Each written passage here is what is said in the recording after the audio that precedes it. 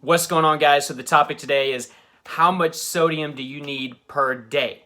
The answer might surprise you, but before we get right into that, I am 2 months without added salt. It's been a very interesting journey. I've almost had a couple slip-ups by salting my food out of habit, and then I realized at the last second, and then I had to trade my plate of food that was salty with my wife. She wasn't very happy. She was salty, pun intended.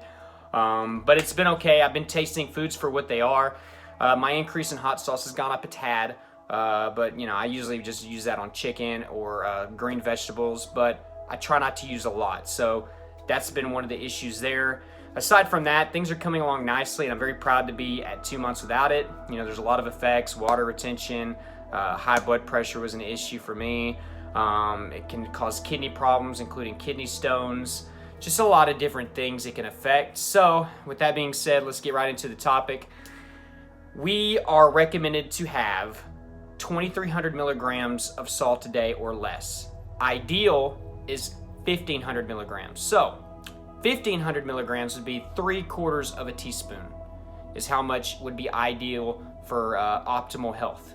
3/4. Now, a whole teaspoon is the 2,300 milligrams, which is the threshold that the American Heart Association thinks you should have. So you should really not be having any more than 1 level teaspoon of salt. The average American is getting 3,400 milligrams per day, and that's mainly from processed food. That's not even people that have a huge problem with pouring on salt like I did. So you can only imagine how much salt I was getting in my body. So there's things that you can do. Obviously, cutting out table salt, which is what I've done, has been a big deal. But processed foods have a lot of sodium on there. So moving to more natural options is a great idea. So I hope I was able to clear that out. I'll go over it one more time. 3/4 of a teaspoon or 1,500 milligrams of salt or sodium is the ideal for best health, is how much that we really need to be getting to be doing okay, or bodily function wise. 2,300 is that top threshold. That's going to be a whole teaspoon.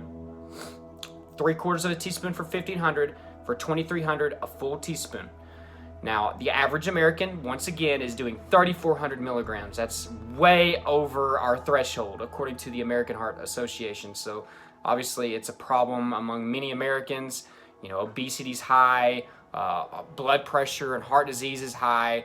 It obviously does not help, and often the saltiest foods are also the most unhealthiest foods as well. So, something to think about.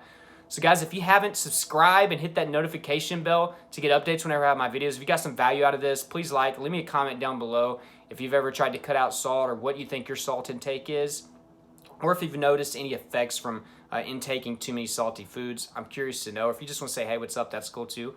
Join my Twitter, my Snapchat, my Instagram down below. And you should subscribe, guys, because I got a lot of other health challenges going on right now that you would be interested in. The no caffeine challenge, no sweets, cold showers. I'm doing a lot of cool stuff on my channel to get into great physical shape. I'm going to have fitness videos coming up soon, so you want to stick around for that. So thank you so much for watching, guys, and I hope you have a great rest of the day.